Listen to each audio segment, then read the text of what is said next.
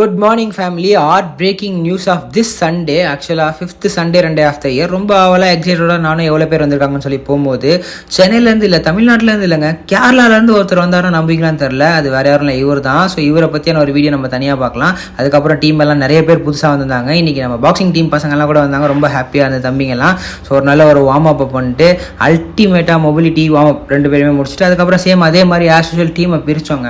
ஓகேவா, like beginner, intermediate, அட்வான்ஸ்னு சொல்லிட்டு பிரிச்சுட்டு ஒரு ப்ரோக்ராம் பிளான் பண்ணோம். அப்படியே படியாக நாங்கள் கிளம்பணும். ஸோ 1 கிலோமீட்டர் x3 ரவுண்ட் அப்படின்ற மாதிரி பிளான் பண்ணோம். ஸோ பிகினர், இன்டர்மீடியட் வந்து 500x3 அப்படி ஓடணும். ரொம்ப இன்டென்ஸான ஒரு ரன் அல்டிமேட்டாக. இது ஒரு வார்ம் அப் ரன்னாக ஓடிட்டோம். வார்ம் அப்பை ஓடி முடிச்சுட்டு ஒரு படம் எடுத்தவங்க. அல்டிமேட்டான ஒரு ரன்னு.